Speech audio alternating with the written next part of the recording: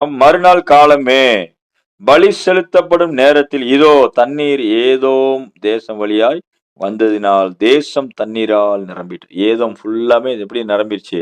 தண்ணி தேசமே தண்ணி. இவன் வாய்க்கால்ல தண்ணீர் வருதுன்னு நெனச்சான். ஆனா தேசத்துக்கே தண்ணீர் குடுத்தார். ஹல்லேலூயா சொல்லுவோமா? ஹல்லேலூயா. அது மாத்திரமல்ல, ஹalleluya. ஏதோம் வழியா தண்ணீர் வந்துச்சு.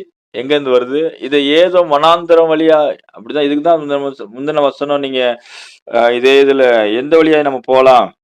அப்படின்னு சொல்லி யுத்தத்துக்கு போகும்பொழுது, இதே 2 ராஜாக்கள் 3 வசனம் 8ஆம் வசனம், "எந்த வழியாய் போவோம்?" என்று கேட்டான்.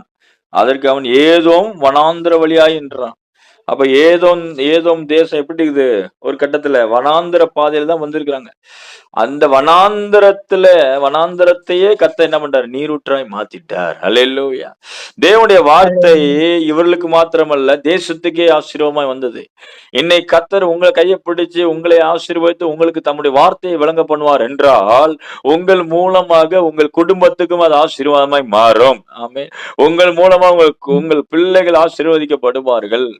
அன்னைக்கு கப்பல் சேதம் வந்து பொழைப்போமா சாவமான்னு சொல்லிக் கொண்டிருந்த அந்த அந்த பவுலின் நாட்களில அந்த கப்பல்ல 276 பேர் இருக்கிறான்.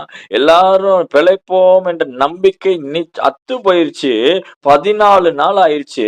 சூரியனையும் பார்க்கல, எதையும் பார்க்கல. ஒருவேளை இன்னைக்கு நீங்களும் ஒரு 14 நாளா ஏதாவது பிரச்சனையில இருக்கலாம். என்னைக்கு முடியுமா, நடக்குமான்னு கூட ஏதோ ஒரு அந்தகாரத்துல இருக்கலாம்.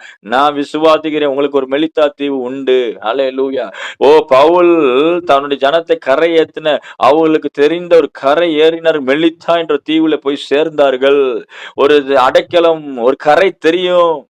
பிழைப்போமா பிழைக்க மாட்டோம் நம்பிக்கை இல்லாத இருந்தார்கள். 14 நாளா அவர்கள் ஒண்ணும் சாப்பிடலன்னு சொல்றார் பவுல்.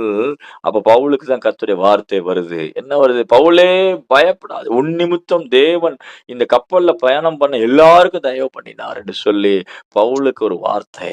அல்லேலூயா. பவுலின் நிமித்தம் கப்பல்ல இருக்கிற 276 பேர் உங்களுக்கு யாருக்கு ஒரு பிராணம் சேதனம் வரும். ஒருத்தன் சாக மாட்டான். உன் நிமித்தம் தேவன் தயவு பண்ணினான்னு போட்டிருக்கு. தயவு இருந்தனால இல்லைன்னா இவங்க எல்லாரும் சாக வேண்டிய கூட்டம்.